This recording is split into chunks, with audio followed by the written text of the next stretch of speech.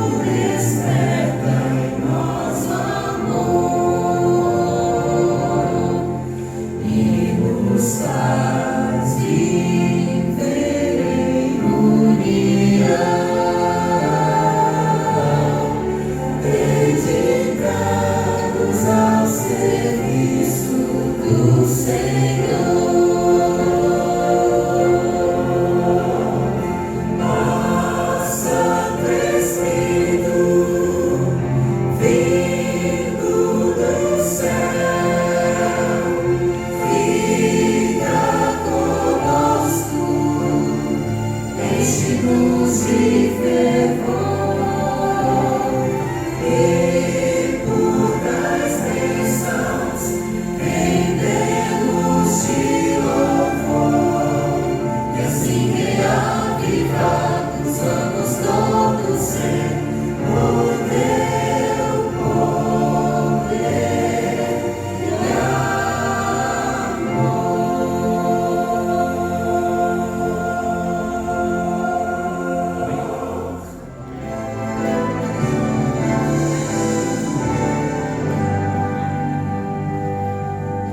grande comandante, Cristo nos será. Nesta nobre luta sempre à frente está. Nunca suas hostes abandonará. Vai até o fim lutar. Sempre avante, manda o general. Sempre avante, guerra contra o mal.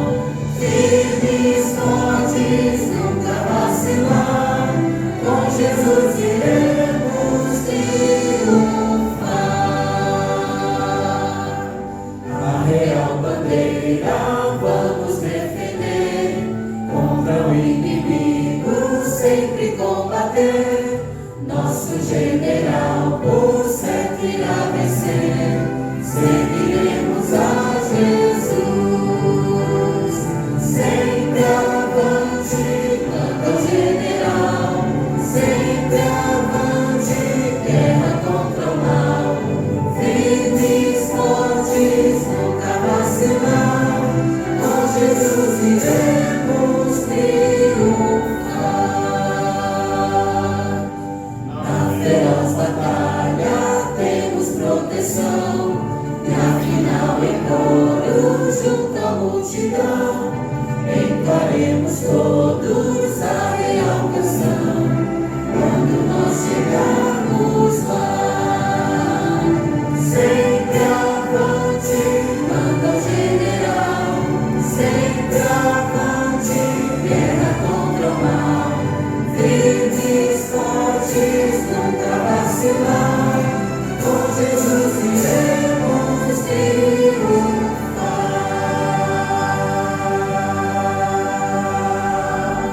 Amém? Agora chegou a hora de ouvirmos a palavra. O pastor Mauro está aqui conosco. É um prazer e um privilégio, pastor. Boa noite. Como estão? Maravilha. Soube que ontem teve agendamento da Enel para desligar a luz da rua, foi isso? No último instante, né? No último minuto. Faltando meia hora, eles E não avisaram. atrapalhou o almoço. Tava bom, Luz, o almoço? Ei, Comi bastante. levou o Tupperware para casa, o restinho, não sobrou. Graças a Deus, né? Que maravilha. Muito bom. Eu estava com o Uber na... Eu passo. PDF passa? Se não passar, eu estava com o Uber conectado no celular, chegando, e aí tive um contratempo importante lá na igreja de Santo Amaro.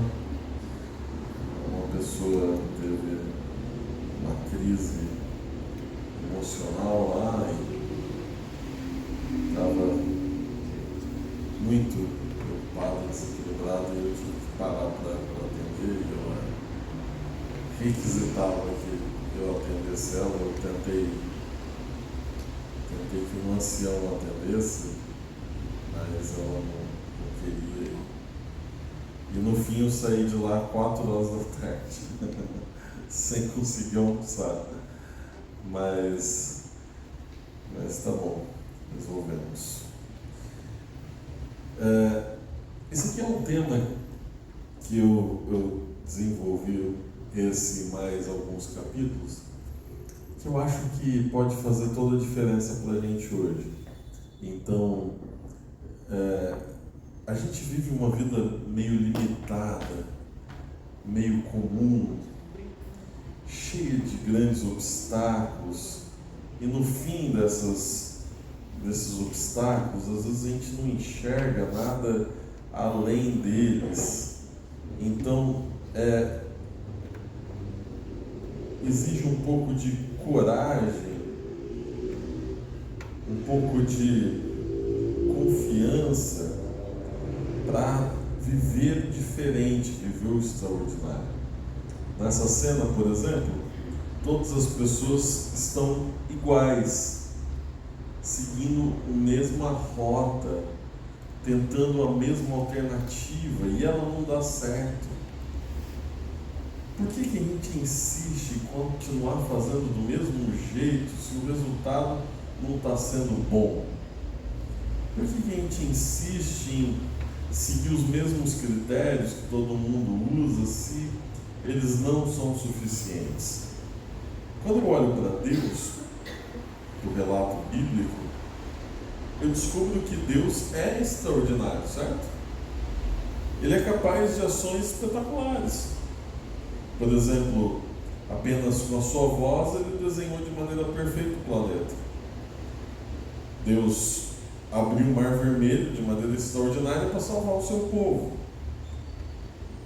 A cena impressionante do relato bíblico, onde um cortejo fúnebre traz o único filho de uma viúva de Naim, e Jesus para aquele cortejo e coloca a mão no esquife e ressuscita aquele garoto. Isso é extraordinário, isso não é comum, isso não é pequeno, isso é máximo.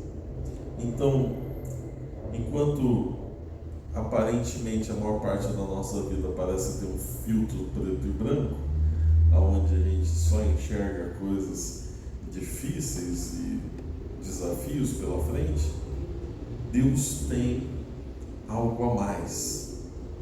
Precisa de coragem para viver esse extraordinário.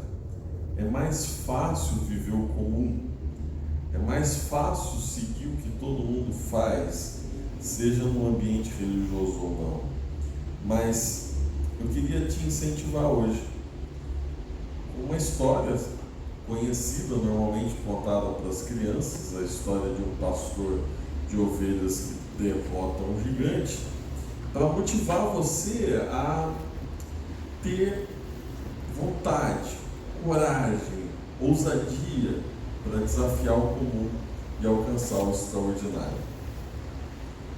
Então, primeira coisa que eu quero fazer com vocês está funcionando, é fazer um histórico da vida de Davi até o momento em que ele encontra Golias. Eu, estudando a história de Davi, ainda tenho estudado, depois desse tem outro sermão e tem mais um ainda dessa série, eu percebi que a Bíblia ela descreve a vida de Davi com mais detalhes do que a maior parte dos personagens bíblicos. A gente não tem essa quantidade de detalhes sobre a vida nem de Abraão, por exemplo, onde a Bíblia dá uma corridinha em certos períodos que a gente não conhece. É mais detalhado que a história de Jacó, que a história de José. É impressionante como a Bíblia vai detalhando ali coisas que até mesmo eu dou uma puladinha no assunto para, enfim, porque é detalhe demais. Mas vamos lá. Como é que estava o reinado? Essa é uma cena aí do Mar Morto. Como que estava o reinado de Saul naquele momento, ou como é que estava o povo? Bom, em 1 Samuel, capítulo 16, verso 1, se quiser abrir aí a sua Bíblia, não precisa ler, mas a gente vai estar por volta desses versos. Deus rejeita Saul. Então Saul, primeiro rei de Israel, ele nega a Deus, ele tem uma personalidade difícil, e no último diálogo com Samuel, que era o profeta que representava Deus, Saul fica tão desequilibrado que ele agarra na roupa de Samuel. Samuel tenta sair numa conversa chata, onde Samuel está repreendendo Saul. Samuel tenta sair, mas Saul, grudado na roupa dele, ele fica com um pedaço da roupa do profeta na mão. E o profeta vai embora, e a partir daquele momento a Bíblia diz que Deus não tem mais nada. O verso 1 diz: disse o Senhor a Samuel: até quando terás pena de Saul, havendo eu rejeitado, para que não reine sobre Israel? Então Deus claramente disse: eu não quero mais Saul governando o meu povo. Segunda parte, então Deus pede que Samuel vá até Belém, onde mora Jessé, pai de Davi, com seus irmãos.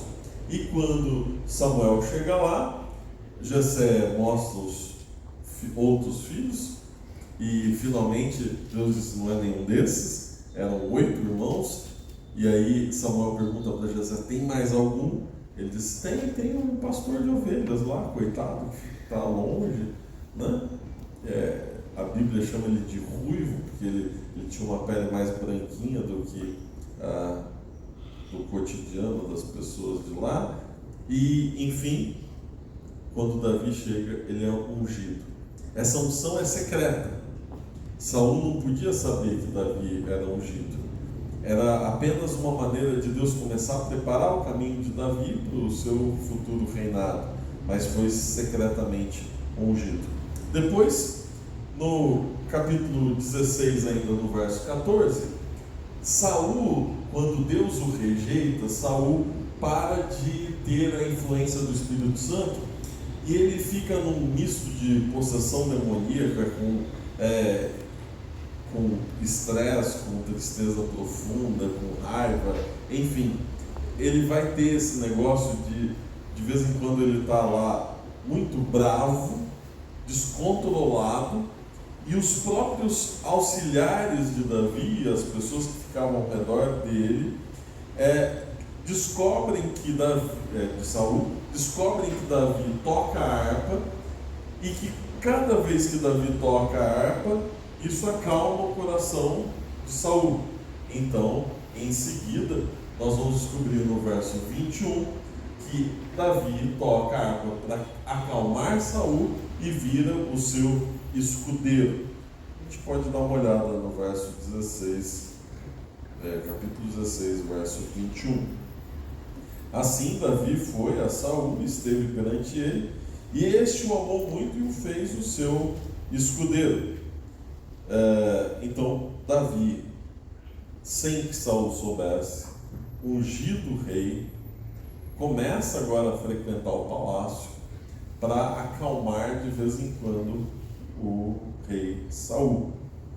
Bom, aí só para você ter contexto, porque aparentemente, se eu chegasse direto na história de Davi e Golias, você não entenderia alguns detalhes, por exemplo, como Davi tem acesso ao templo de Saul, ao palácio de Saul, etc. Bom, verso 17, capítulo 17, versos 4 a 7, vamos contar para nós a história do gigante. Então, o gigante, ele não tem muita relevância na nossa conversa hoje, mas a gente precisa descrevê-lo aqui. Eu utilizei a Bíblia na linguagem A Mensagem, que é uma paráfrase da Bíblia, porque a linguagem dela já troca alguns dessas medidas antigas de côvado, etc., para você entender qual seria o tamanho desse gigante. Então, o texto já está aqui. Ele diz o seguinte: de repente, surgiu das fileiras dos filisteus um gigante de quase 3 metros de altura, chamado Golias de Gate. Golias não era um filisteu, ele era de Gate.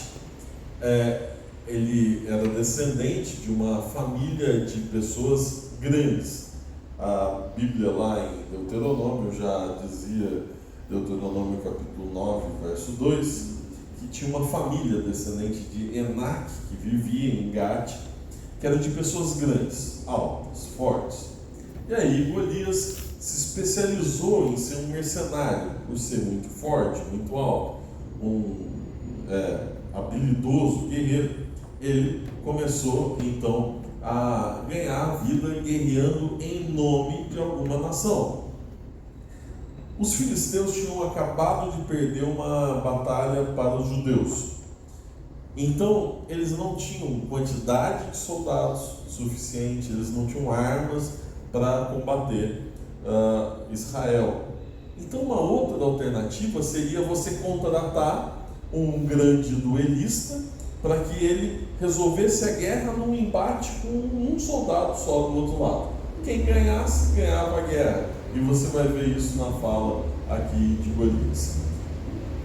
Tinha na cabeça um capacete de bronze, usava uma armadura que pesava quase 60 quilos. Então, para aguentar uma armadura desse tamanho, ele tinha que ser muito forte. O que mais que ele tinha? Usava também caneleiras de bronze, carregava uma espada de bronze. Caneleiras é um detalhe, porque os filisteus não usavam isso normalmente, isso vinha da Grécia. Sua lança parecia uma viga, só a ponta da lança pesava 7,2 kg. Seu escudeiro ia à frente dele, Golias, de sua posição, desafiava os israelitas. Então, a cada dia ele dizia para os israelitas: escolham o seu melhor guerreiro, tragam-no a mim, e se ele tiver sorte em me matar, os filisteus serão seus escravos. Mas, se eu tiver sorte em matá-lo, vocês serão nossos escravos e passarão a nos servir. Então veja que esse grande gigante, esse grande duelista, este homem forte, armado, impossível de ser derrotado, impressionantemente desafiava o povo. Isso é simples: manda alguém que, se ganhar uma briga comigo, a gente se rende, mas se vocês perderem, vocês é que serão nossos escravos. Sabe, um gigante, ele tem algumas características, né? Ele é grande, é mau, é bem equipado, é experiente e movido pelo dinheiro. Alguns podem até achar que de repente ter um Golias do seu lado é uma vantagem, né? Pensar assim: puxa, se eu tivesse um Golias do lado do povo de Israel, estava resolvido, né? Vamos contratar um mercenário. Mas não se engane, essa não é uma boa solução. Meu foco não é em achar que esse gigante ele é muito poderoso e ficar tentando ver se ele é forte ou fraco, mas simplesmente ele existe e precisa ser deixado aí na história para você entender como vencer. Saul ficou aterrorizado, colocou o exército lá, montou tudo bonitinho. Ele deveria enfrentar Golias, mas ele ficou com medo. Saul, nessa altura, era um belo medroso.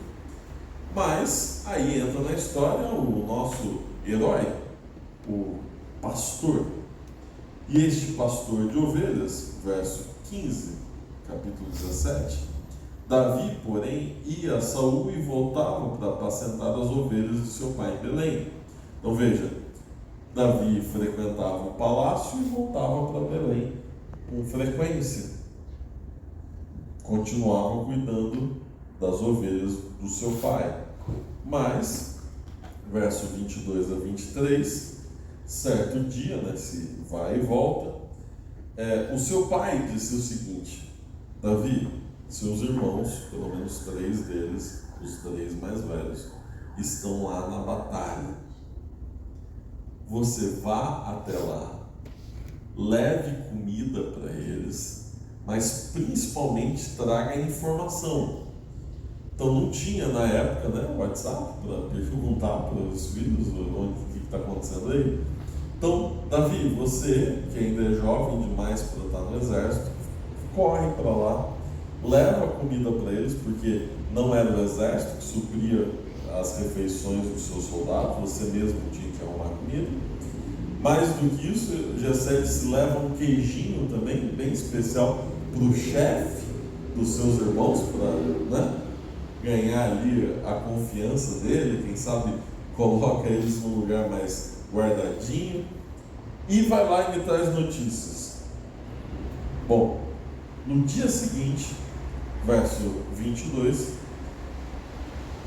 como no 20, depois, Davi, pois, no dia seguinte, se levantou de madrugada, deixou as ovelhas com um guarda, carregou-se e partiu como Jessé lhe ordenara, e chegou ao acampamento quando já as tropas saíam para formar-se em ordem de batalha, a gritos chamavam a peleja. Bom, primeira coisa interessante aqui é que Davi recebe a ordem num dia, e quanto tempo depois ele sai para cumprir a ordem? No dia seguinte. Que horas que ele sai para cumprir a ordem? É tão de madrugada que ele sai de Belém até o vale onde estava sendo a batalha, e ele chega cedo ainda. Outro detalhe: Davi amava as suas ovelhinhas. Era fácil largar as ovelhas para trás e elas se viram. Mas Davi, antes de viajar, o que ele faz? Ele chama alguém: cuida das minhas ovelhas que eu vou voltar. Esse é Davi, espetacular, uma pessoa diferente. Verso 22, Davi, deixando que trouxeram os cuidados do guarda da bagagem, correu à batalha, e chegando perguntou se seus irmãos estavam bem. Estando Davi ainda a falar com eles, eis que vinha subindo do exército dos filisteus o duelista, cujo nome era Golias. E o filisteu de Gate falou as mesmas coisas que antes falava, e Davi ouviu. Diferente dos seus irmãos, de Saul e etc., Davi não fica covardado diante daquele Golias. Essa é uma foto exatamente do vale atual, do vale onde foi a batalha. Então, tem essas colinas e no meio tem onde hoje é meio que uma estrada. Diz o livro Patriarcas e Profetas que o que incomodou principalmente Davi na fala de Golias não é que Golias queria enfrentar o exército de Israel, é que Golias ofendia o Deus de Israel. Na sua fala, não é: Saul, você é fraco. Não, é o seu Deus não é poderoso. E para Davi isso foi o cúmulo. Como assim? Este homem pode falar do meu Deus? De forma nenhuma. Bom, as pessoas começaram a ouvir, porque Davi começou a fazer assim, aquele burburinho, tipo: quem esse cara pensa que é? Aí alguns soldados disseram assim: quem é você? Vocês vão deixar ele fazer isso? Mas quem que é esse menininho aqui? A Bíblia diz assim que eles chamavam de ruivo. Mas quem é esse ruivo que está aqui? Aí ele disse: quem ganhar desse Golias? Ganha o quê? Ele disse: não, o rei prometeu casar com a princesa quem ganhar do Golias. Ele disse: é. E isso foi tomando forma. Os irmãos de Davi disseram assim: Davi, você veio aqui para causar confusão ou para trazer comida? Estou entendendo que você veio aqui para causar mais desordem. Vai embora daqui. Você pensa que você é? Você é um pastorzinho de ovelha. Saul ouve que um ser no seu exército estava finalmente querendo enfrentar o Golias. E covarde do jeito que ele era, ele chama Davi para conversar. E ele conhecia Davi. Na conversa com Davi e Saul diz assim: mas quem você pensa que você é para derrotar? Você não treina no nosso exército, você não é um dos nossos guerreiros. E a resposta de Davi é muito interessante, porque a partir aqui do verso 34, Davi responde para o rei: teu servo apacentava as ovelhas de seu pai, quando veio um leão ou um urso e tomou um cordeirinho do rebanho. Eu saí após ele e o feri, e livrei o cordeiro da sua boca. Levantando-se ele contra mim, eu o agarrei pela barba, o feri e o matei. O teu servo matou o leão como o urso. Este incircunciso filisteu será como um deles, porquanto afrontou os exércitos do Deus vivo. Sabe? A questão aqui não era quem estava mais bem treinado, ou mais equipado, ou com o uniforme certo, ou seguia as regras da guerra. Porque nada disso estava dando certo. Davi chegou e o exército estava em formação. O exército tinha armadura, o exército tinha espada, o exército tinha lança, o exército tinha quantidade de pessoas, o exército tinha comando, o exército tinha tudo, menos vitória. Cuidado com fazer as mesmas coisas sem ter resultado. Para Davi não importava muito nada disso. Ele disse: eu não vou deixar que o gigante ofenda a todos nós. Meus amados, Golias não é importante. O leão não pode dar medo. O urso não é um grande desafio. Tudo isso não é porque Davi era forte ou poderoso, mas porque ele confiava no seu Deus. Quem tinha livrado as suas ovelhas do urso e do leão não era Davi, era Deus.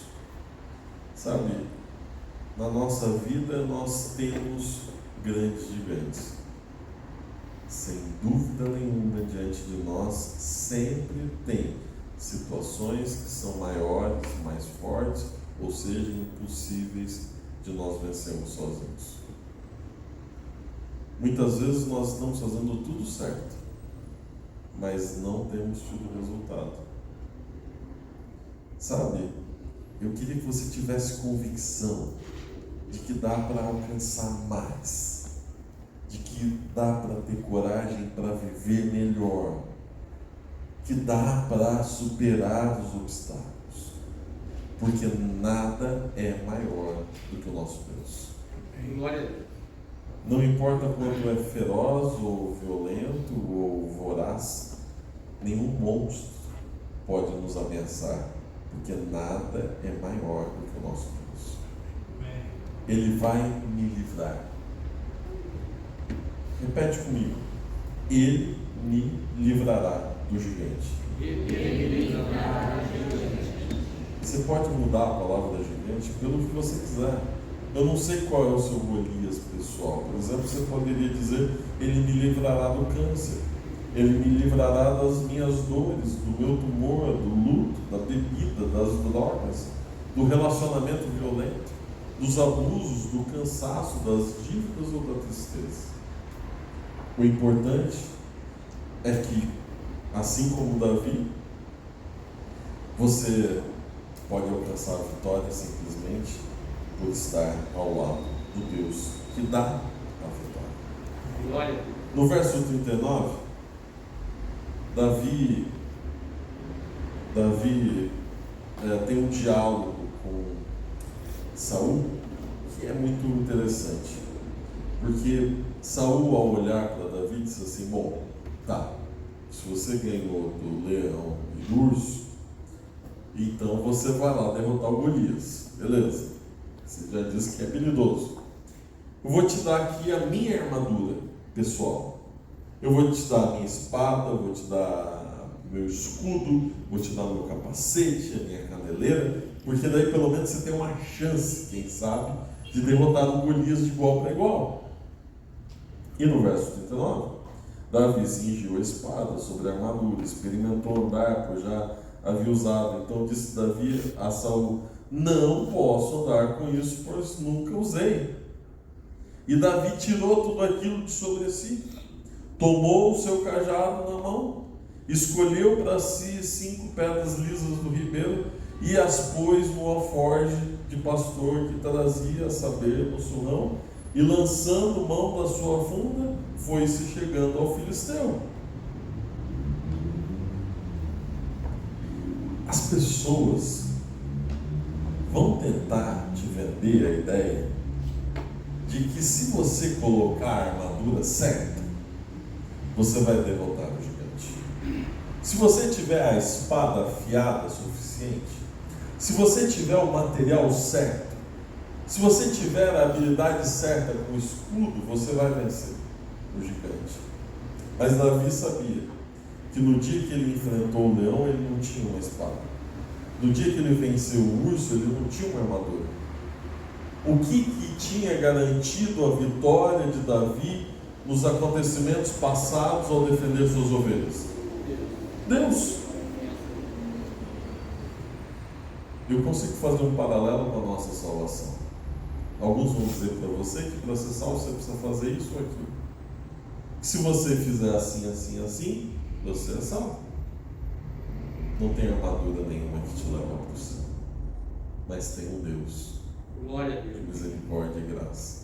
Amém. E apenas Ele é suficiente para a sua salvação. Amém. A armadura, às vezes, ou sempre, vai fazer com que a sua vida seja mais difícil, mais pesada. Você não vai conseguir andar. Onde você vai estar sufocado por coisas que você nem queria usar, que os outros é que colocaram em você, que nem são suas. Davi teve coragem para viver o extraordinário. Isso significa se desvencilhar daquilo tudo que era inútil. Bom, eu também, na mesma versão da Bíblia, peguei o diálogo agora entre Davi e Golias, porque ele vai diante de Golias, verso 41 a 47. Golias diz: vejam só, um jovem ruivo e arrumadinho. É o texto lá dessa Bíblia Mensagem. Acaso eu sou um cachorro para você vir me enxotar com um pedaço de pau? Você nem com uma espada veio. Que afronta é essa? Quem você pensa que você é para me derrotar? Os grandes gigantes são afrontosos. Sempre tem uma palavra para tentar te derrubar, para tentar te humilhar, para tentar te menosprezar.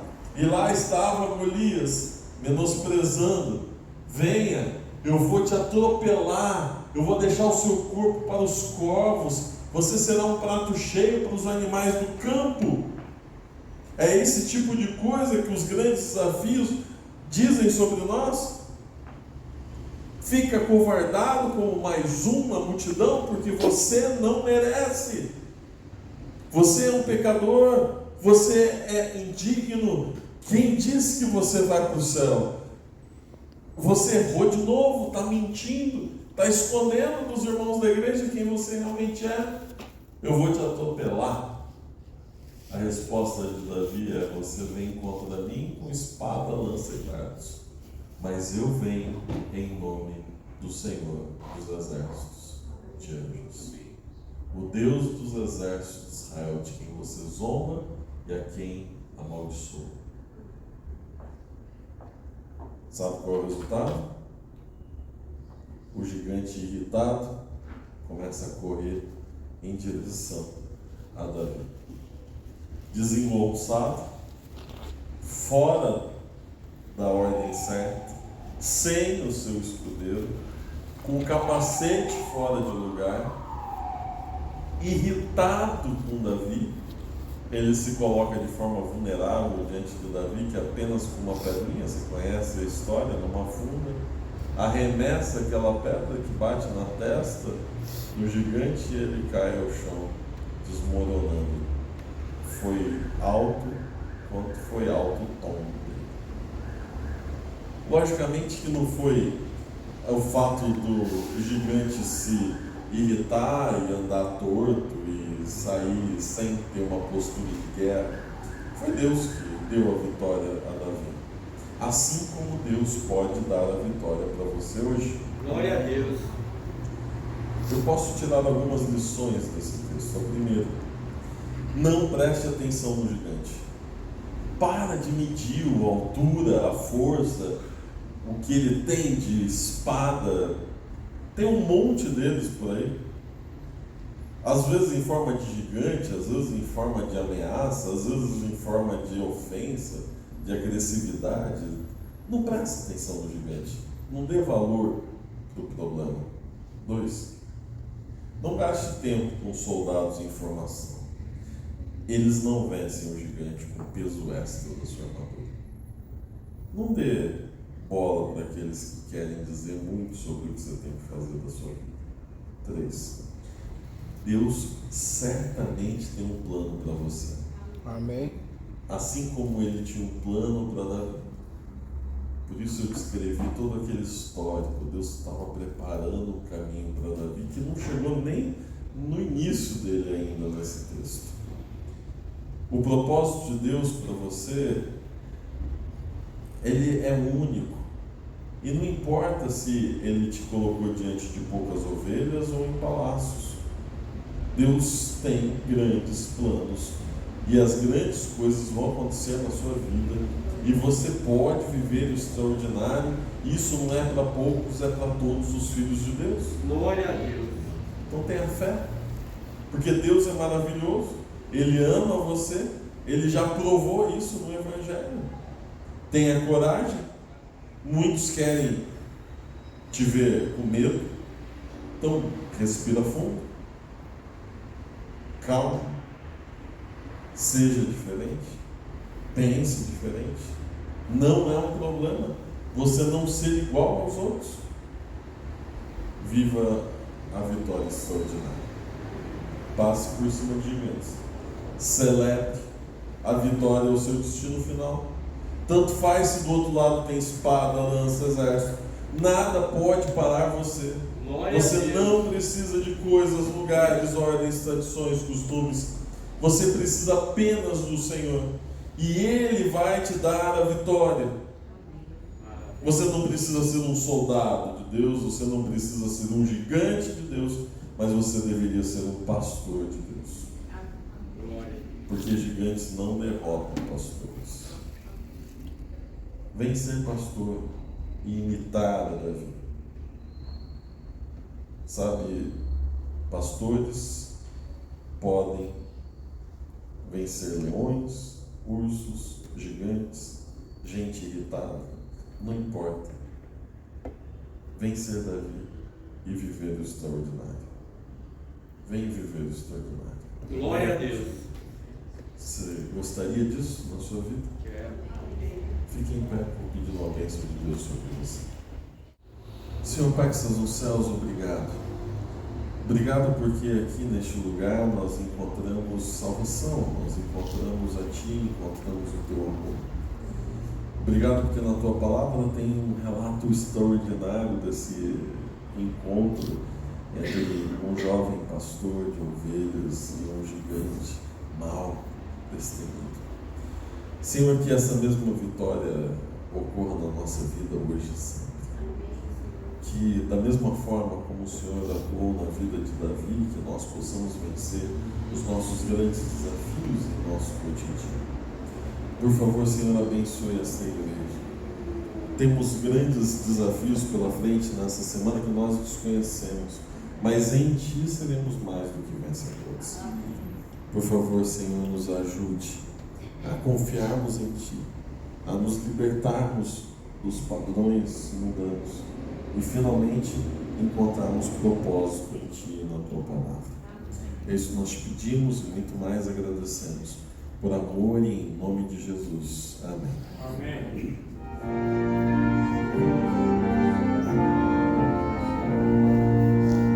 Jesus me guia, que prazer, que paz me vem ao coração.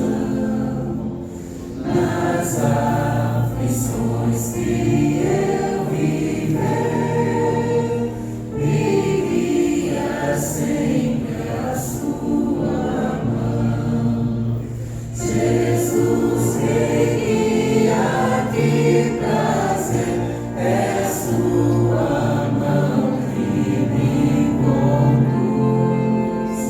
Desde preciso em meu viver, que me dirija, meu Jesus.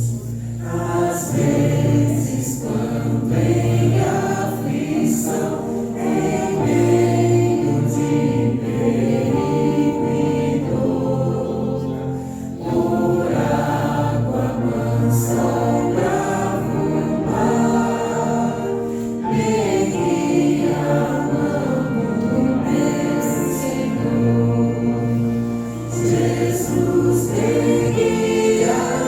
que prazer é sua mão que me conduz. De ti preciso em meu viver, que me dirija, meu Jesus. Ajuda-me a não murmurar, qualquer que seja a condição. Contente vou, pois guiarás com tua tão bondosa mão. Jesus me guia, que prazer é sua mão que me conduz.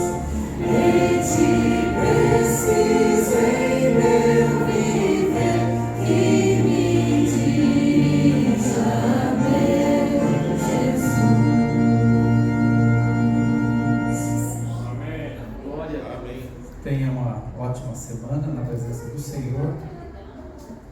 Que as bênçãos recaiam sobre cada um de nós. Amém.